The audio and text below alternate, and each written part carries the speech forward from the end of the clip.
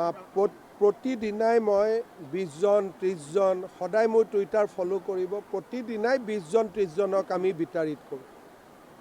কিন্তু আপুনি লাইন লগাই ৰেলত বহাইটো বাংলাদেশত পঠাই দিব নোৱাৰে গতিকে ইয়াতো অলপ অত্যাচাৰ কৰি থাকিব লাগিব তাতো অত্যাচাৰ কৰিব লাগিব তেতিয়াহে মানুহ নিজে যাবগৈ আমি পঠিয়াই দিয়াতকৈ নিজে যোৱাৰ ব্যৱস্থা এটা কৰিব লাগে এতিয়া 1.5 লাখ বিঘা মাটিত এভিকশ্যন কৰিছোঁ মাটিটো আৰু নাপাব গতিকে অসমৰ পৰা যাব লাগিব গতিকে আন্দোলনৰ যিটো ধাৰণা আৰু মোৰ ধাৰণাটো বেলেগ মোৰ ধাৰণাটো হ'ল অসমত থাকিব নোৱাৰাৰ পৰিৱেশ এটা সৃষ্টি কৰি দিয়ক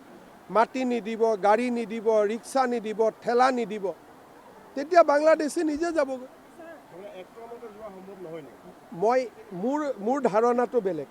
আৰু মই তেনেকৈ এতিয়া সফল হৈ আছোঁ প্ৰত্যেক দিনাই অসমত 20-25 জন বাংলাদেশী গৈ আছে কোনেও কোৰ্টত যাব সাহস কৰা নাই গতিকে কাৰ চিষ্টেমটো বেছি ভাল আমাৰ হ'ল পুছবেক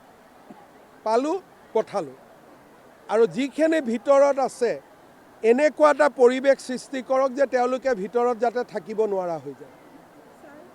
এইটো কয় চিভিল ডিজঅবিডিয়েন্স মহাত্মা গান্ধী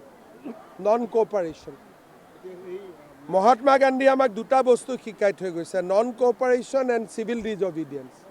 অসমীয়া মানুহে যেতিয়া নন কোঅপাৰেশ্যন আৰু চিভিল ডিজঅবিডিয়েন্স কৰিব নিজে নিজে যাবগৈ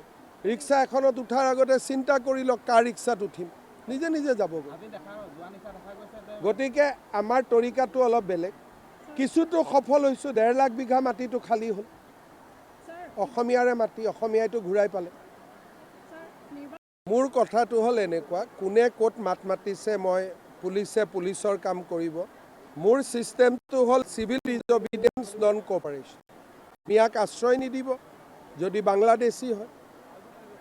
মিয়া আৰু মুছলমানৰ মাজত পাৰ্থক্যটো বুজিব মিয়া বুলি মুছলমানক অত্যাচাৰ নকৰিব মুছলমান বুলি মিয়াক ৰক্ষণাবেক্ষণ নিদিব দুইটাৰ পাৰ্থক্যটো বুজি পাব লাগিব আৰু বাংলাদেশৰ পৰা অহা মিয়াৰ লগত আমি কোনো ধৰণৰ যোগাযোগ ৰাখিব নালাগে আইন হাতত এইবিলাকতো ইয়াত চলিয়ে থাকে আইনটো চবেই হাতত তুলি লয় আমাৰ অসমত আইন হাতত তুলি লোৱাটো ফেশ্বনে আছিলে আগতে দুই এজনে শিকিছে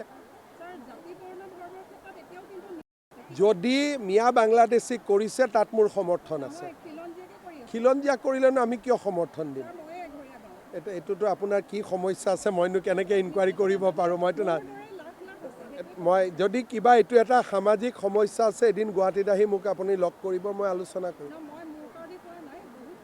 মই নাজানো কি কাৰণত বা এঘৰীয়া